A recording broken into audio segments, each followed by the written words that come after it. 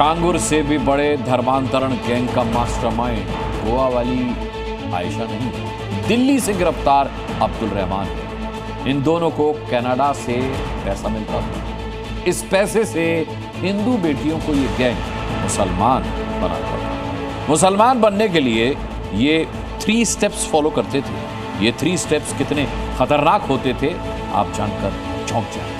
जाकिर नायक, छांगुर उर्फ जलालुद्दीन, गोवा की आयशा, दिल्ली का अब्दुल रहमान, सनातन के ये सबसे बड़े खलनायक हैं। ये उन आतंकियों से भी खतरनाक हैं जिन्होंने पहलगाम में हिंदुओं के नरसंहार को अंजाम दिया। क्यों, कैसे?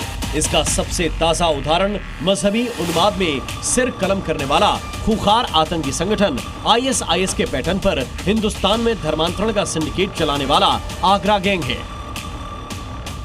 जिसके अब तक 11 लोगों की गिरफ्तारी हो चुकी है। गिरफ्तार धर्म के धंधेबाजों में से 6 लोग कन्वर्टेड मुस्लिम हैं, यानी 6 आरोपी ऐसे हैं जो पहले हिंदू थे फिर मुस्लिम बन गए।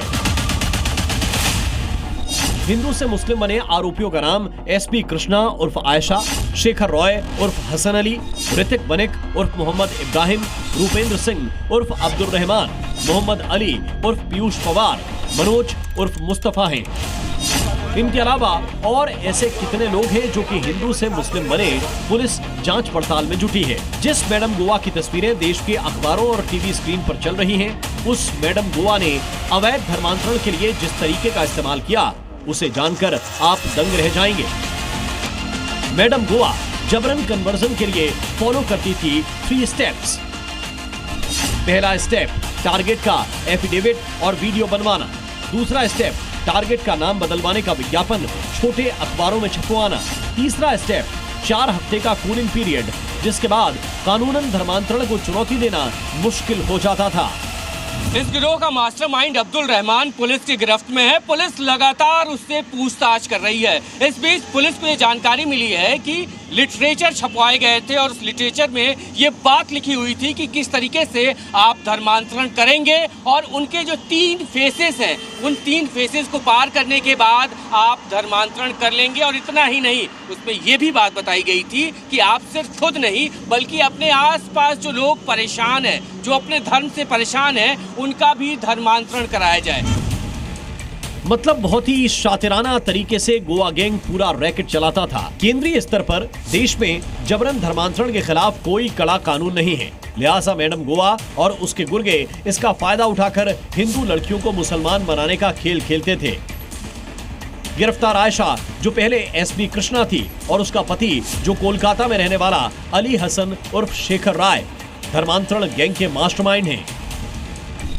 दोनों ने मुस्लिम धर्म अपनाने के बाद धर्मांतरण का गिरोह चलाना शुरू कर दिया था। आयशा मूलतः ओडिशा की रहने वाली है। फर्राटेदार अंग्रेजी बोलने वाली आयशा का गोवा में मकान है। आयशा ने 2-3 व्हाट्सएप ग्रुप बनाए हुए थे। इन ग्रुप में धर्म परिवर्तन कर चुके लोगों को ही जोड़ा जाता था। आयशा ही पूरे देश में धर्म परिवर्तन कर चुके लोगों को पैसे भेजती थी।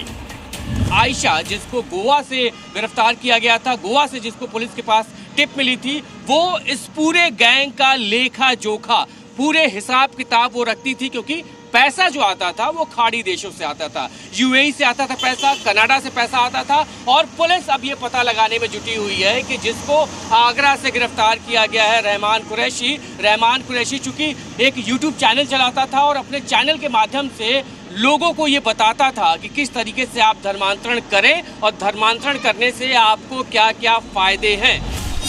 मूल रूप से मध्य प्रदेश का रहने वाला सऊद गोवा की रहने वाली आयशा को कनाडा से पैसे भेजता था। सऊद कनाडा में रहकर संगठित गिरोह चला रहा था। पुलिस को आयशा को भेजे गए लाखों रुपए का लेन देन मिला है। इन रुपयों से धर्मांतरण करने वाले लोगों के रहने और खाने का बंदोबस्त किया जाता था। धर्मांतरण के बाद इनके वीडियो भी भेजे जाते थे। जब इन लोगों को अरेस्ट किया गया है और हमारे DGP सर ने भी बताया कि इसमें सबके अलग अलग काम थे। जो देश में धर्मांतरण का काम कर रहे थे, लड़कियों को जिहादी प्रवृत्ति का काम कर रहे थे, लड़कियों को बहला फुसला कर इंटाइस करके शामिल कर रहे थे, उनको शरण दे रहे थे, इसके लिए विदेशों से फंडिंग हो रही थी। तो इन सब तरह की चीज़ में उनको इंटाइस करने के लिए निश्चित रूप से ऐसी सामग्री हम लोगों को मिली है, जिसको कि हम लोग अपनी जो भी सिस्टर एजेंसी है और जितनी भी सिक्योरिटी एजेंसीज हैं उनके साथ हम लोग शेयर। आयशा वाले गैंग का पूरा काला चिट्ठा खुल रहा है।